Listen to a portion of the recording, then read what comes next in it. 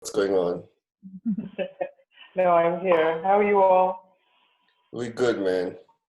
We're good. We How are good. you? Good Hey, Mambo Dada. good to see you, Mof. Hello. Vipi, vipi? Salama na shukuru. Habari yako? Uko wapi hapo? Niko Dakar. Uko? Dakar. Okay, asante. Mof, how are you doing? So far, Magadi? Super Magadio. I'm okay. Takasi Uko wapi wow. wewe Mambo?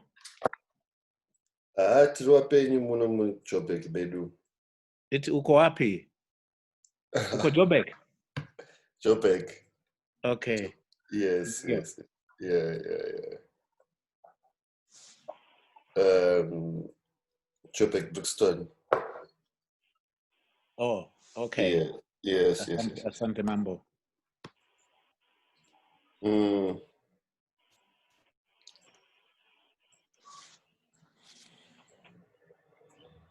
Are we starting? We are starting. So, greetings, everyone. Yeah, thanks for coming through. And let me start by thanking Fadzai for organizing this and bringing us together. And yeah, I mean, she asked me to. I think the reason why she asked me to moderate this is because I've always spoken in a way I think that relates to what she's trying to, the kind of conversation she's trying to raise here. And she says, performing awareness, reflections on the impact of visual organizing. I mean, however, visual organizing, we become, I think, part of this title that we were like, okay, how do we unpack that? What is to organize visually, or visual organizing? How do we use that expression, But anyway, I think precisely. It's about, I think this conversation is going to be about our role in society, in our communities as artists. And so I think what I'll do is to probably ask you guys, Makomborero and Tinashe and Renee, to probably, give your word or into this, or your statements, whatever you want to say. And then, we can sort of like, then later on, maybe start a conversation, amongst the four of us that later on spills to everybody else. And we can see how we can develop questions from there. So I don't know who would like to start speaking. I could first. Yeah, go for it. Yeah. Okay. So I don't know if it's so much a statement as some sort of like presentation I put together to organize my thoughts in a way. So from the title in itself and the idea of the practical impact of visual organizing, I kept thinking, when you talk of visual organizing, you're talking about tools, isn't it, that we use for planning and coordination. And one of the tools that came for me, first thought, is in terms of like lobbying. Is there a platform for art or cultural engagement within the space, within our communities, for us as artists, to be able to engage with government or the community itself? Because there are so many misconceptions about different art forms that lead to the absence of operational framework for us to be able to operate as artists. So out of that came the thought that there is need to unionize within our art spaces, especially for me as a Zimbabwean artist. Because without that regulation, there has to be a regulation that informs the practice and the practitioner themselves, isn't it? And I felt that unionizing would remove, I don't know if unionizing is a word that people would like, but in some sort of way to organize ourselves into a grouping that remove or reduce the levels of exploitation within the market space. Because the market itself, people who consume the art have conceptions about how it is to create art. They measure it in a way that says they don't have to pay for it. So how do we make it in a way? Because everybody, I'm sure that the people have certain ideas about teachers or minors, but it seems like ideas in terms of character for artists in some way impact or affect how people are paid. And that can only be managed. You cannot stand alone and say, but I'm a fantastic artist and I need to be paid properly. And so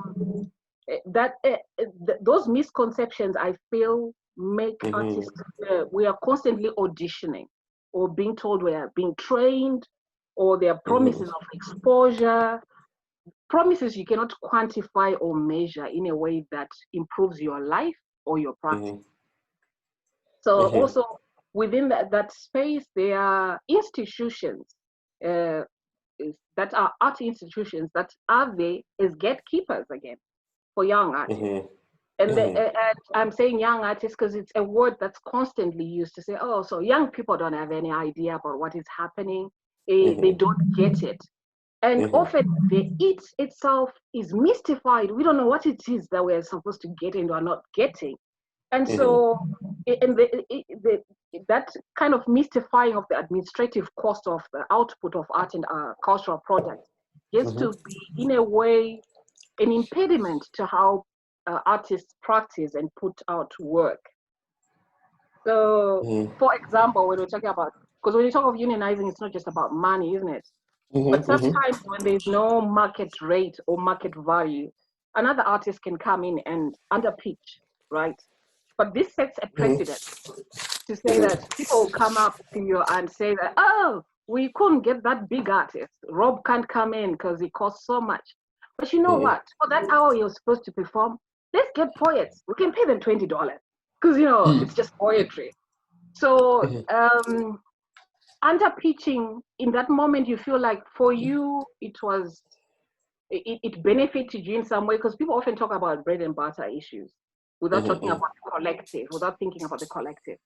It then affects everybody else. And it's not just you today or tomorrow, but that precedence in a space, in an environment where there's no union or regulation, it means people can still go lower than that awful rates that they came up with in the first place. So, and when I was saying that unionizing is not just about money, it's not always about money, but the idea is the playing field in itself has to be regulated for it to be a working environment that is safe, and it's a space where there is order to it. You cannot just, I should not be treated like I am a diva or I'm being difficult when I'm asking or requesting for the bare minimum for me to be able to do my work. It should be a set standard. And before that, when I had spoken about training, there's this idea of how we are being constantly workshopped as Africans.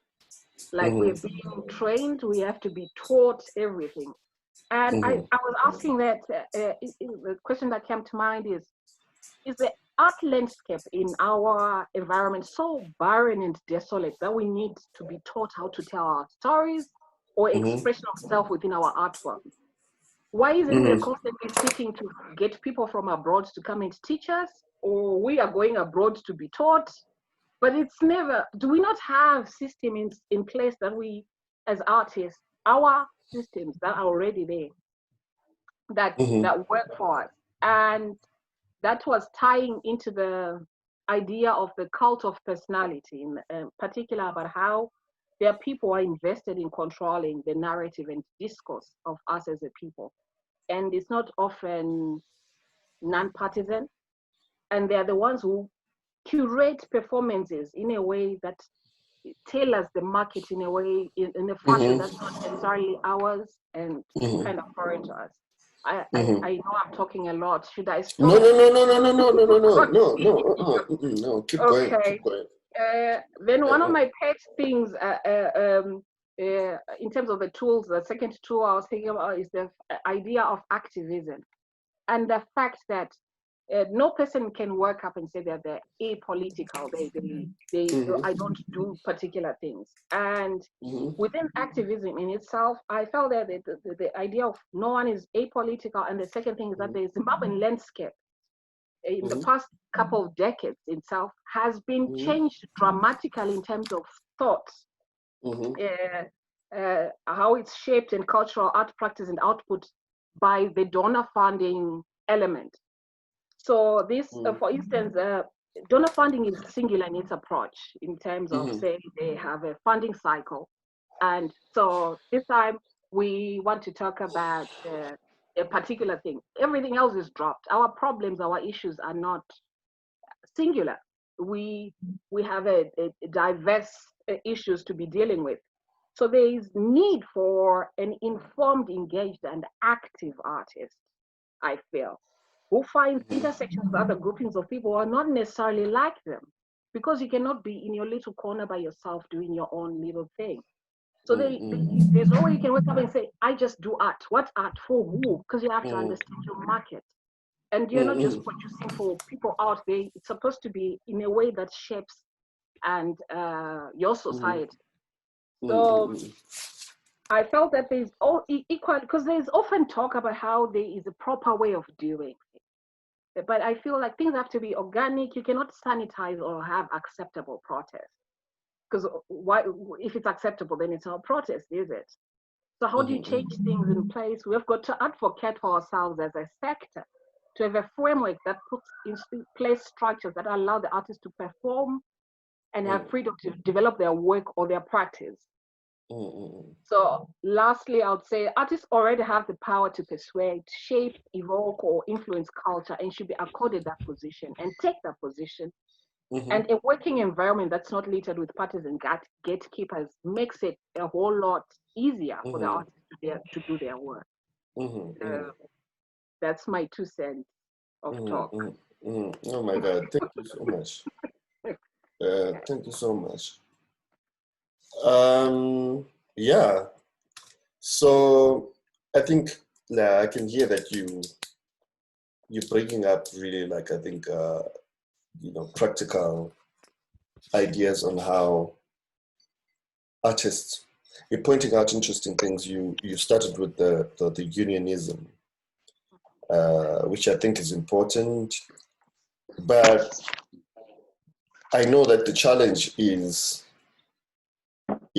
to, especially with the situation that we are in right now, in Zimbabwe particularly, I'm speaking of that context, Zimbabwe. Like, how do you, in a place where, in such an environment where it's tough economically, people are, because I mean, I feel like you sort of like disengage your social role, because you want to make a living, So when a thing such as an organization such as like unionism requires people to be at the same page,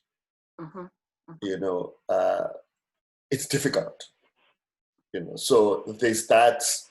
I think we become sort of like individuated, which makes things difficult because we are fragmented and so forth, because I'm sort of like, I think on a collective, sort of like standpoint, that's where I feel like, development will come from. I think that's what will push us forward rather than working as individual.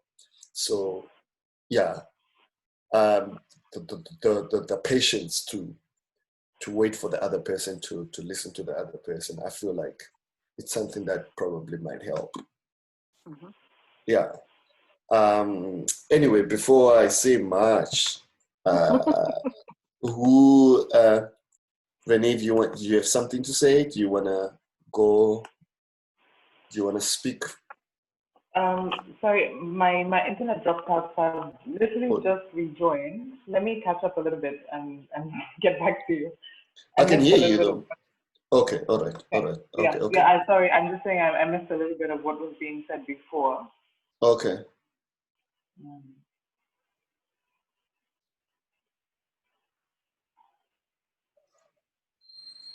So should we maybe ask Tinashe? I can't see Tinashe now. Tinashe, do you want to speak? Do you want to say something? I think she's trying to rejoin. Oh, okay. All right. Yeah. Uh-huh. I didn't pick that up.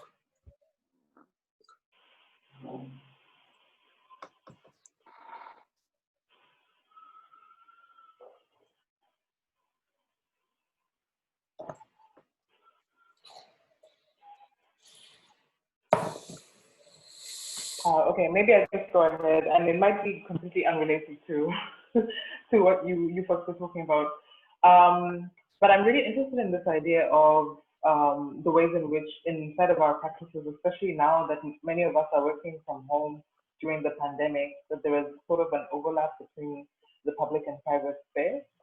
And this has led me to thinking a lot about the ways in which the domestic space becomes a model for institutional thinking and the kind of labor that we do behind the scenes. I think you were speaking earlier about a lot of labor that goes unacknowledged and uncompensated, and what are the ways to regulate our practices so that all forms of labor are acknowledged and accounted for. So this is really interesting to me. I wonder, for those of you who are in institutions, because I'm not attached to an institution, I work mostly independently. And I work also as, like, I'm diasporic, I'm really diasporic. So I'm from Nairobi, but I live in Dakar, and this, of course, has changed the dynamic of my knowing. The things that I had expertise in Nairobi, now I'm learning afresh in Dakar, right?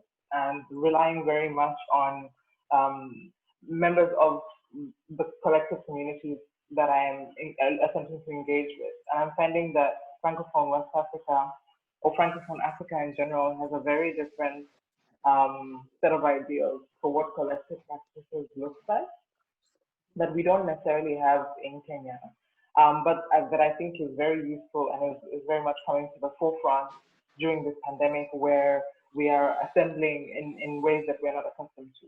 So we are meeting people that we wouldn't necessarily have access to because now they're available and they're online. And I wonder to what degree you guys imagine that digital formats such as this in the context of performing awareness have kind of given us all slightly more mobility, and that we're able to be in touch with each other in ways that we wouldn't necessarily have had previously, because the the the the ways in which institutions schedule themselves very much relies on a physical meeting or an assembly in a different context. Mm, mm, Interesting. Interesting to think about. Yeah.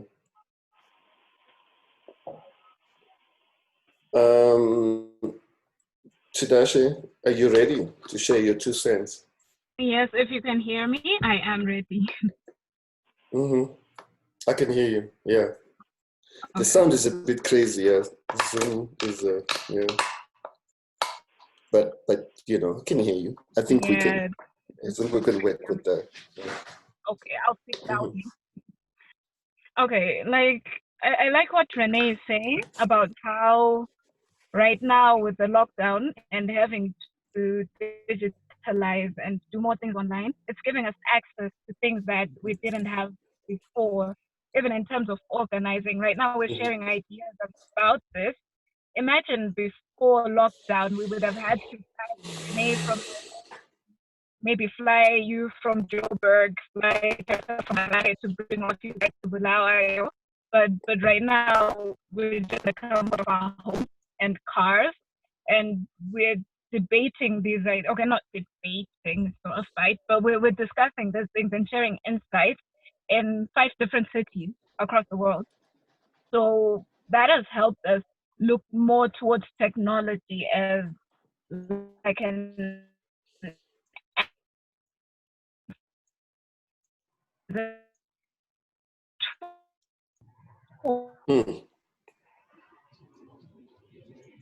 Tinashe, Can you guys hear Tinashe? Because No. I can't. I've lost her. Mm. Mm. Anyway, whilst we Hello? lost you. Oh, We lost but you can you completely. hear me now? We lost you. We lost you. Oh, so you can't hear Yeah, me? but we can hear you, but your connection is not that great. Pick some things now. No, you're breaking. You're breaking.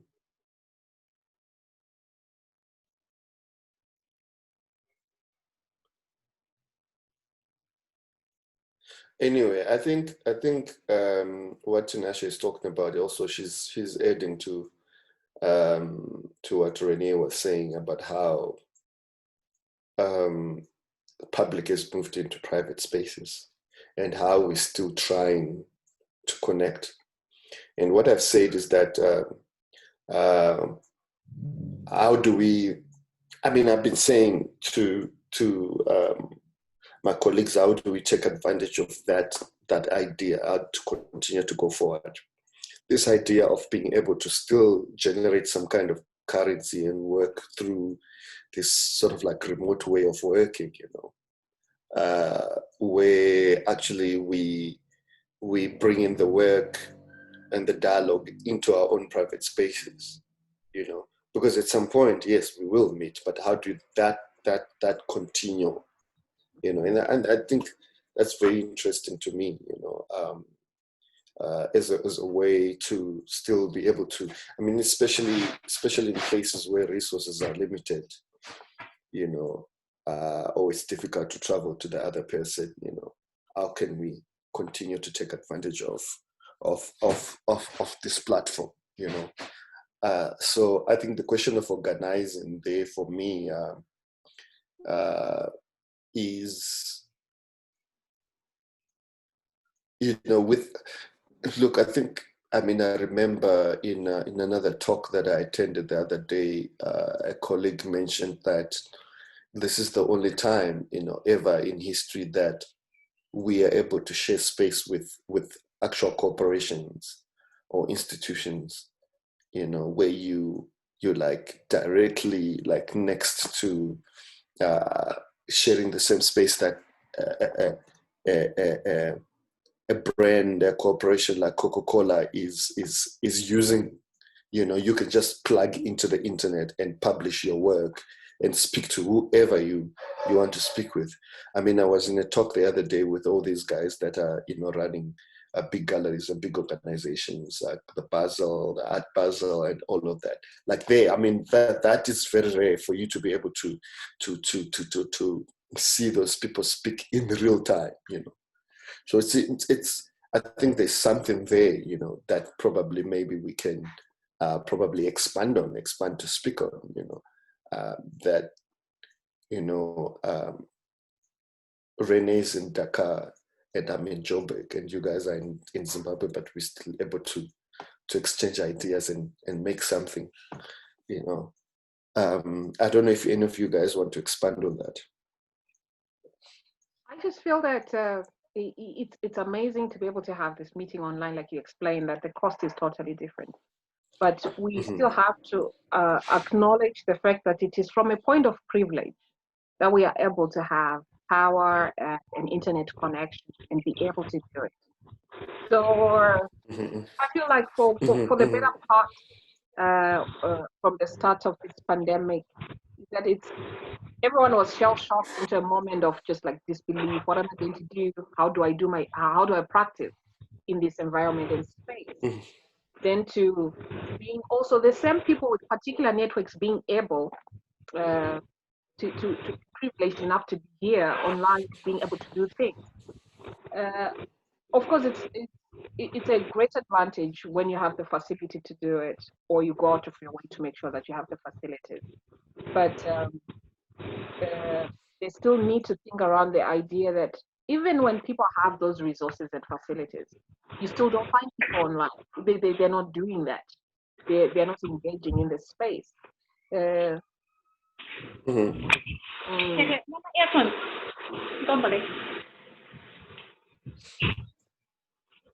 Yeah. Yeah, we struggle with our connections here. Yeah. Man. Right. Yeah. Renee, would you like to add something? Yeah, my connection dropped out again. But I was wondering actually, as Makomborero was speaking, are there new ways that those of you who work in institutions are finding to activate these kind of set institutional norms? So, like for example, I know the National Gallery of Zimbabwe has quite a sizable collection, and how does a collection become activated in a digital space? Or how is it useful with these new formats? Mm-hmm. I don't know if anyone works with I collections. didn't get that. Sorry. Do you mind coming again? Sorry. Yeah. So my question was for you guys who work inside of institutions, because I think in many respects a freelancer's career is much more portable and lends itself to really taking up different forms. So the digital form, for example, wasn't even a second thought. It's a form that already I'm accustomed to, and I'm very much used to working with artists who are in different physical spaces than I, where I'm not necessarily able to go to a studio or actually see the work of art. And I wonder, for those of you who work in institutions or with communities, for example, what ways are you finding to sort of activate those formats to fit like a new digital format, new digital age?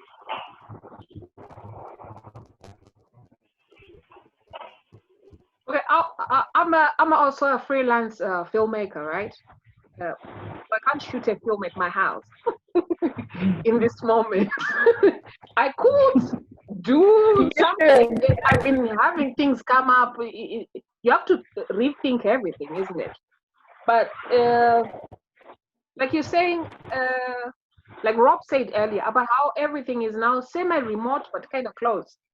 You have to find ways of navigating that space and think how best to tell my story within the confines of the space I'm in right now. Because here it's not just the idea of that I'm in lockdown. I literally cannot move out of my particular zone, and my stories are not exactly located where I stay. They are in communities away from me. So yes, it's been a challenge.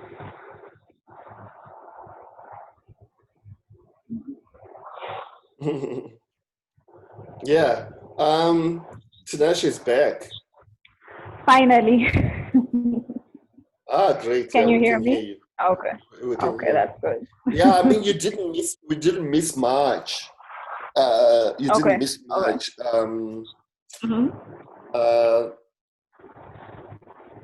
Yeah, Renee spoke about the overlaps of public and private space.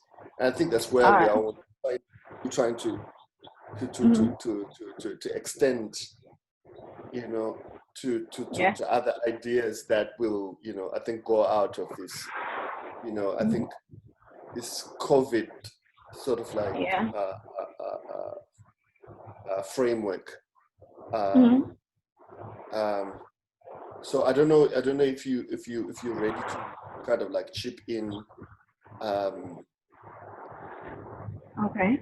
Like, all right. I heard Renee talk about being a freelancer, and how that's different from being in an institution. Mm-hmm.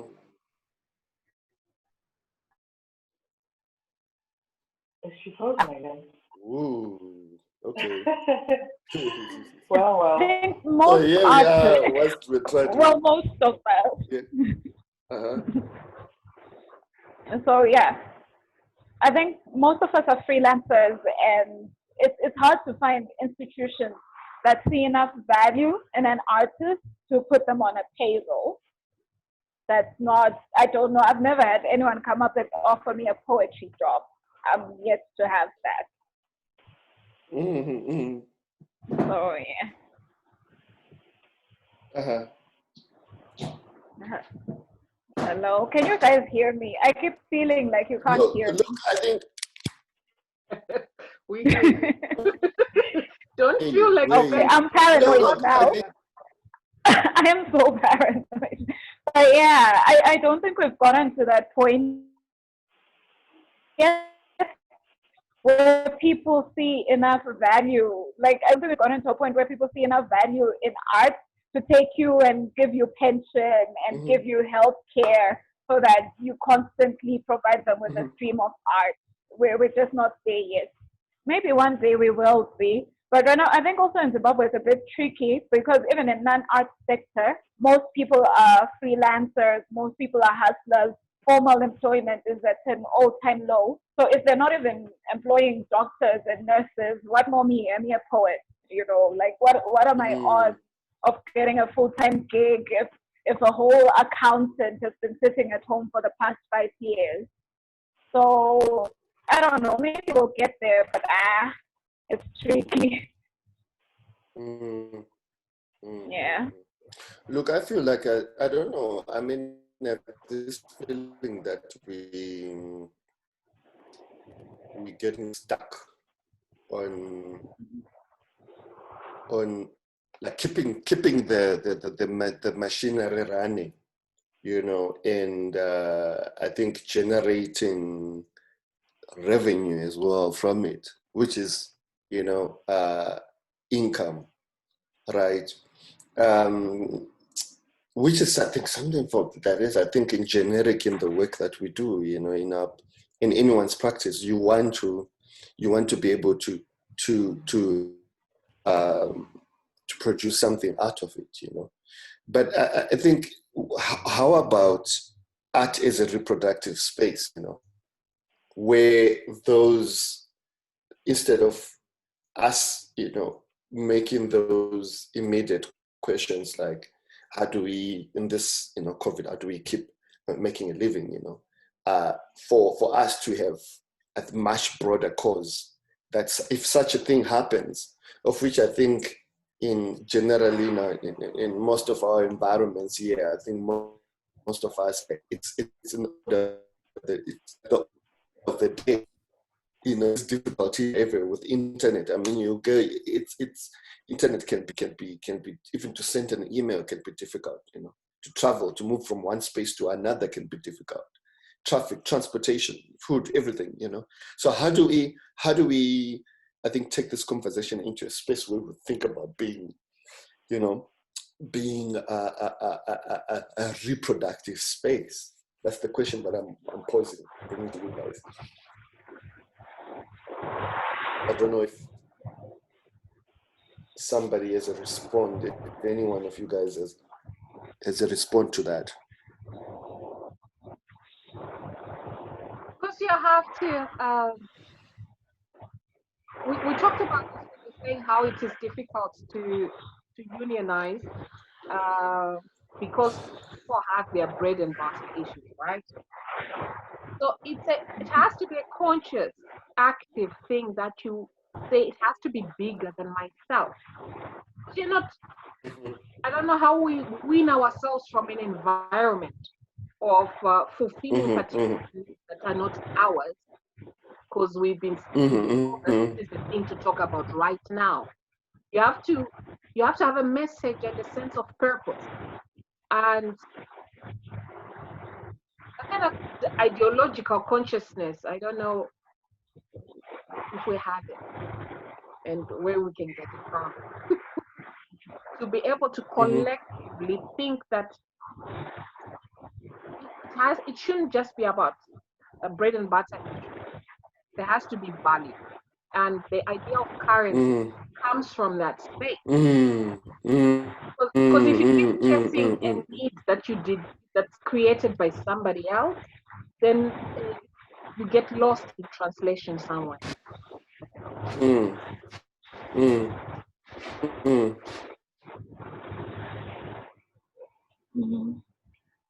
Yeah, if I may add on that, on what Teresa is saying, that a lot of times we get overwhelmed by the bread and butter issues, that at the end of the day, you're asking an artist not to take a gig with like a small amount of money, but you're not giving them alternatives. So it becomes very difficult if someone doesn't have an alternative source of income.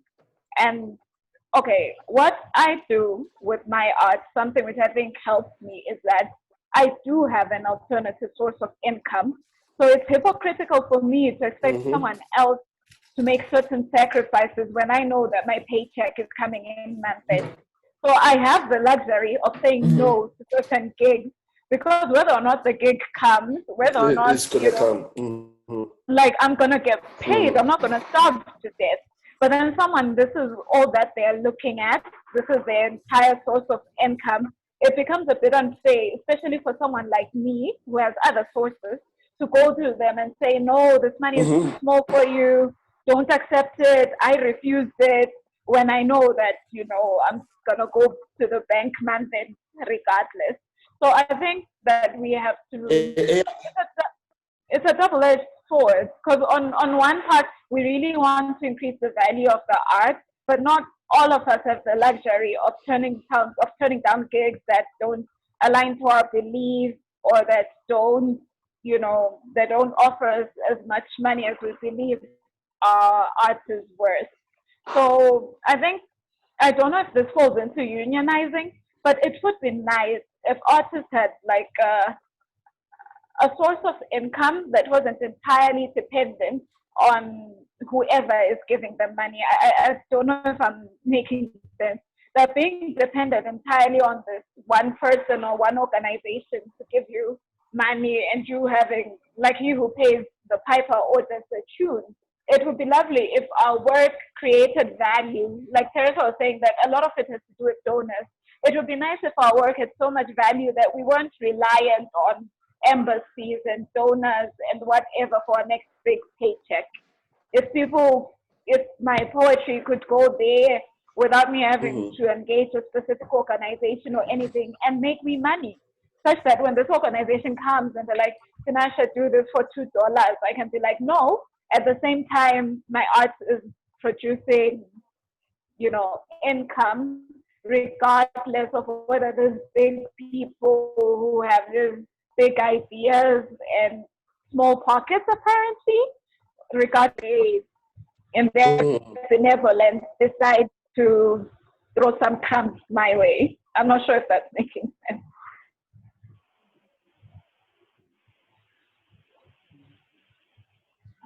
Yeah. I agree. Hello? Okay. We lost her again. Yeah. I don't know. I'm thinking, yeah, you're saying, Makomborero, you wanted to say something, huh? No, it was Renee. Tinashe, are you back? Yeah, I'm here. Yeah? Makomborero, no, I was done. I'm listening. I was gonna say, I wonder, and I do exactly this. Like I have a bread and butter job, and then I'm able to dedicate a certain amount of time to my artistic practice, and this balances out quite well. And I recognize this as a relatively privileged position because I was able to attach and enunciate value to something else in my life apart from my art. But I wonder that this doesn't just, again, what Robert was saying, doesn't just feed the system, because people now know that they don't have to pay artists a living wage because artists are making their livings elsewhere. There is value in art production and in the products that we're all creating, and this value should be compensated. And I wonder that we are not holding the institutions accountable that ought to be compensating us for the value of the things that we produce. Like I should be able to demand whatever the rate is for my art, regardless of whether or not I have 3 side jobs that are also paying my rent. Like that's besides the point. My rent is my business. The institution should pay me the value of the work. Yeah, I have to agree with Renee on this one. For me, the way I take it, because I have the privilege of like a day job, it means that I can, when institutions come to me and offer me an amount that is below what I think the art should be valued at, I can say no with limited consequences. So when I say no, I feel like it gives the next artist sort of like a leeway. Like, I'm not fighting for myself, I'm fighting for the next artist who they'll ask, who may not have the luxury that I do of having like a fallback job. So I believe those of us artists who are privileged enough to have more than one source of income, we should be the first ones to say, no, this amount of money is ridiculous, because we know we're not entirely dependent on it. And if more of us who have that privilege can do that, then everyone else can go on to that. That's true. That's true. I just wanted to say that I don't have a side job. This is my side job, my main job, my old job, right? But I guess if suffering was a superpower, it would be mine, because I refuse to be underpaid for a product, because the fact that they've already identified that they need an artist means they know the value. We are refusing to see our value ourselves in saying that this is it. So like I said before, that without regulation, because it's just not people who are experienced, who are better, who are being disenfranchised. It's people who come into the market to play the market forces. You know that someone wakes up one day and says, if someone can do this too. And there are no structures in place to protect people who practice art every day and this is their life. So you find someone, I don't know, there's this poet from Mashingo who has a certain cadence in the way they deliver their work, and they do it in Shona, right? And for the past 2 weeks, I've seen like 5 different people doing poetry that way, and they're not poets. There's a soldier even in the mix. And they're like, oh, so I can also do the same thing. So you're already taking food from someone else's mouth deliberately, because you don't respect the art form. And this disrespect is across even institutions that are already established, who feel like they can pay you an exposure when they know the value of the work. You're already an art institution, you're in the space to promote art. And promoting it does not mean promoting it at the expense of the art. So there has to be, I'll go back to, there has to be a way for there to be regulation, and I believe it has to be self-regulation with people who understand the practice. You cannot have someone come from outside who doesn't know what gets into creating any work and start how to do stuff or how to charge anything. It's like you don't understand that this is a short play or a long play, or this is a short poem, or it's a full performance with a band. So there has to be that value in self and in making the market and environment understand. And you cannot have other people advocate for you. We have to do it ourselves. Because no one needs to put up structures for you when they are benefiting from not paying you, from not making it work. Because they are doing their best now. And every campaign that is out there, be it political, be it about health, be it about what, you are having artists being brought in to produce that content and not being paid for it. And it keeps running forever. Sometimes you look for these people like, how much were you paying? You're like, oh, the person took an image and said that they're using it for a small thing. And I'm finding this person all over the banners, on cars, on everything. And they do not have anything to show for it. So with regulation, you cannot use my image for a particular time. And it's not like we're trying to invent the wheel here. It's already there in other places. Why is it so difficult to have it instituted and for us to come together and say this is what we want? And it doesn't have to be a whole lot of people, because evidently getting a grouping of people to do it is hard work, because people don't come for things. But there have to be people who consciously say that we are for this, we're going to do this, because this is my life's work and I want it to work.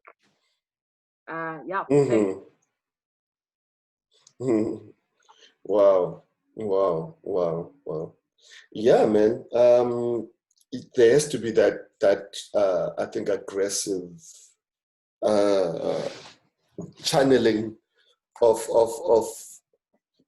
rules, you know. I think of regulation of how we get remunerated for the work that we do, and I think it's something that requires this collective, like you said in the beginning, unions are important. I think as tools, right, it's something practical that we can do to effect this kind of like problems that we ideas to solve these problems that we're dealing with now. You know, I don't know. I think it's time to open the floor to questions, right? I don't. Yeah, I'm just trying to see. We're the only people showing our faces here. Does anyone have questions, guys? There's a Valerie, there's a Chauma, there's a Natalie, Fiona, Nathan, Fadzi. The gallery, there's the gallery of questions for us.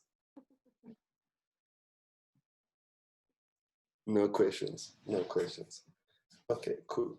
Cool, sounds cool. It's okay, it's okay. I guess, I mean, we're heading towards wrapping up. We've been speaking for now 50 minutes. And I think we should wrap up. Yeah, but I mean, look, I think what I'm drawing from our conversation is that I think the key word is to be able to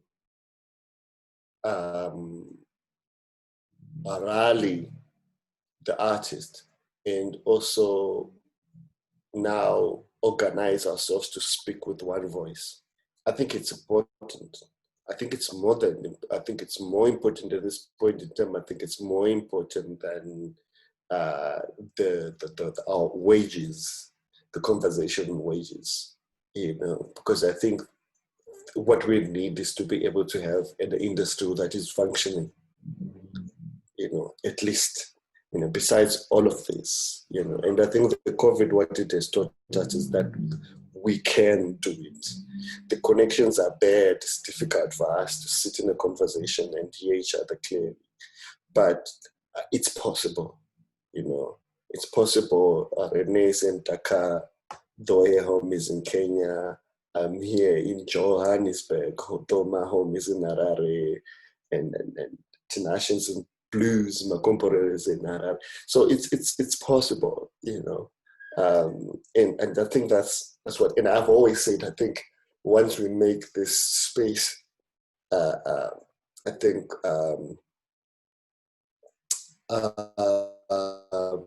productive, we are then able to sustain it and actually create a future for those that will come after us, you know. Yeah.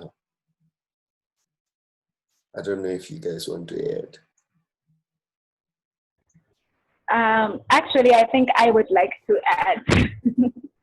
Then I like the idea of unionizing and unity, but I think one thing that's very important as artists, not just to unionize for the sake of our wages, but I'm reminded of this article that came out about a very prominent dance company in the country and how, like, the director was allegedly abusing young women in the company, and because they were not protected in any way, they stayed.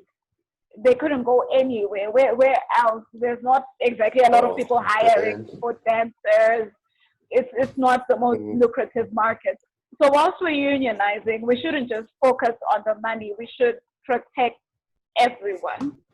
We should protect the young people. We should protect the women. We should protect people who are queer. Everyone should be protected. It's not enough just to protect someone's finances if they're going to be abused, because even in Hollywood, artists get abused, and it's lucrative. Hollywood makes money, so making money is good, and it's definitely a good place to start, and it will help us when we're unionizing and everything. But it's not the most important thing. It has to be wholesome. We have to take care of our artists' mental health. Like, there's so many things that we need to do. Because I think ultimately, in as much as we enjoy the art and it makes us happy and everything, our artists must be more valuable, regardless. Like, the first priority is to take care of the human being. If someone makes great art because they were abused by their art director, no, we're not winning. It doesn't matter if they made the Sistine Chapel, it wasn't worth it. If someone has to have a mental break, like create, I don't know, the Mona Lisa, then no. So yeah, I don't know. That's what I think. Fadzai, let's just let me try. I'm trying to read Fadzai's question. So there's a question within the chat. Hang on a minute.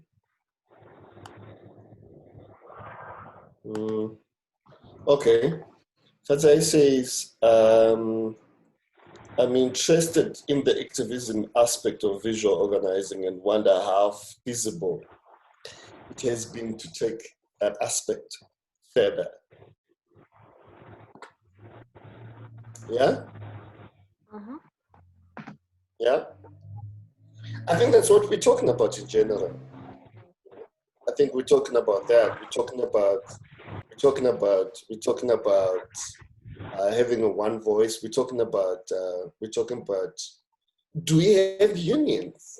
Do any of you guys know any artist unions out there? In visual arts, I think musicians tend to be, I think, more active than us. That is the one art form that is loved by everybody. So they have they have unions. They organize. I think it's easier because it's dependent on that. It's dependent on it. It cannot happen without convergence.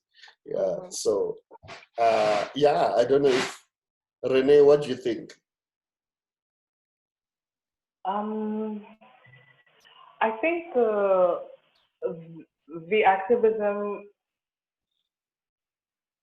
is maybe not acknowledged or enunciated in the ways that NGOs or government spaces usually would articulate their activism, but I think that there, at least among the artists that I work with, and especially here in Dakar, there are very, very strong bonds of community. And by Tinashe, I think she left.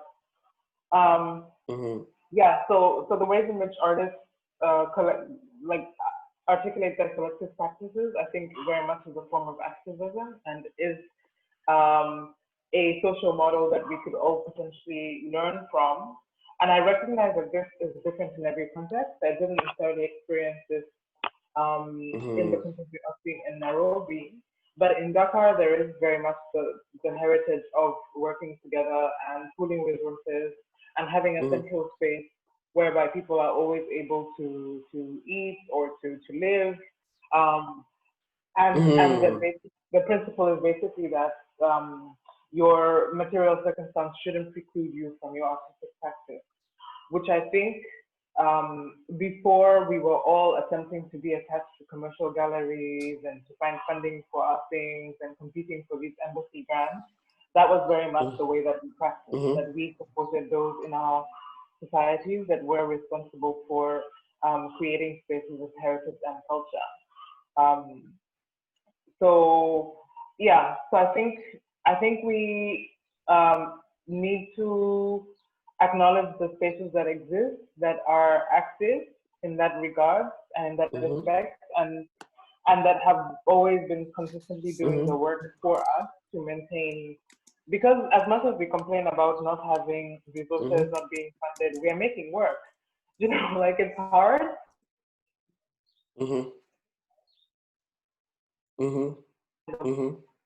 Support that is robust and is very much working to serve us. It's not ideal, but there is something there, and maybe it's about finding a vocabulary for it and then articulating the models that already exist that allow us to continue to work. Yes. I think Chennai has a question. Chennai, sorry. Chennai. So. Hello, everybody. Thank you so much for having me. And yes, it's Chennai. But yeah, this is such an interesting conversation on so many different levels. I am diligently taking my notes, so you will see my quotes on Twitter. Some really good gems here. But look, I'm coming in my capacity as we run an organization called Connected Sahara. Connected Sahara is a creative industries body that advocates for policies, that advocates for value chains across the industries, that advocates for us to standardize wages, all these issues. And even on our vice chairman is actually Buto. So I know this is a new organization, the whole of year working on this, but I would like to encourage you to follow our work on connectedsahara.com, as well as all our Twitter and Instagram pages. The whole idea there is, I absolutely agree, we need to organize ourselves, right? We need to speak with one voice. We need to collaborate. I think in a single frame, we can't have the impact that we need to have. I'll give you an example of work that I follow closely, and that really, every time I see the advancements that they're making, I'm so pleased and very excited. Hiva Fund of Kenya. I remember when I was in Kenya, I sat down with George, the managing partner, and I'm like, guys doing it? How is it that you have become this force in Kenya and you are pushing for so many changes in the creative sector? You know, they're touching issues with government policy that creates systemic and sustainable processes. The whole idea, if you look at the of Hiva Fund, on the leadership panel, they have people that are dedicated, committed, and people that have different skill sets. I know George Gachara runs particularly the fundraising portfolio, because in all things that we do, as rightfully pointed out by all your panelists, we need money. We can't create standards without money. We can't create standards we can't lobby without voices, right? We can't have impact. I can't go to Kirsty Coventry today and talk about creative industries, and the question is, where's the rest? Where's everyone else? But if we are together and we say, look, this is a petition, these are the visual artists, these are the fashion designers, these are the singers, this is what they're saying. I think we have opportunity to influence how they design policy, but importantly, we have opportunity to start building. So I'm so sorry to be long-winded. Just follow our work, Connect the Sahara. We welcome collaborators. No. Work together. Thank you very much. Asante sana. Thank you so much. Thank you so much. Thank you so much, Tinashe. Wow. Okay. Well, there you go. There are like some really practical inputs coming from Tinashe. Well, I mean, you know, I think again, the question that I think Fadzai raised earlier, I think it's there. I think it's implicit. The activism part is implicit in all this. I think in all of our inputs and ideas. And Renee talks about how like your material conditions should not be a stumbling block. You know, from the artist being able to like perform, engage. Makomborero is on unionizing. So that, I mean, there's something that's coming out of there. I think that we can draw. At least I can. I think I know that I can, you know, go away from this conversation with something. You know, yeah. Anyway, I think it's an hour now. You know, I don't know if any of you guys want to say something. I want to thank you all and those that attended, the people that we can't see. We can only see their names. Oh, yeah, that's the weird part about Zoom sometimes. But yeah, thanks to everyone for coming through.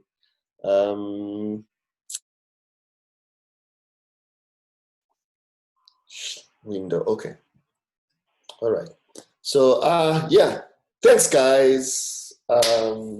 Yeah, so long. Renee, enjoy your day. What time is it in Dakar now? It is 11 a.m. Wow. So I'm just starting. Okay. Still, wow, it's early. It's early. Yeah, here we're going for lunch already. How she came on and said good morning, and I was like, but it's afternoon here. So You know, yeah. Sorry. All right, see. What are you doing? What are you doing in Dakar, if I may ask? I don't know if you guys are old enough or young enough to know a writer, a Ghanaian writer by the name of Aikwe Arma. He wrote a book called The Beautiful Ones Are Not Yet Born. Oh yeah, oh Aikwe, oh yeah, okay. In Kenya, Are you we working with read this Aikwe? as a book. Yes, I'm making a biographical film project on Aikwe and his life and his work. So yeah, so I came to Dakar to do that, and I'm involved in all kinds of other art projects, the feminist radio station, and yeah, just like whatever comes up. I think I heard about that. Yeah. Somebody spoke to me about that project, about Aikwe's project. Yeah.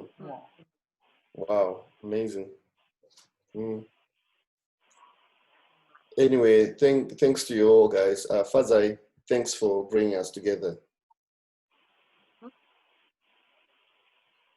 Happy chatting. Bye, guys. Thank you for having us. Bye-bye. Bye-bye. Bye-bye. Nice to meet you. We have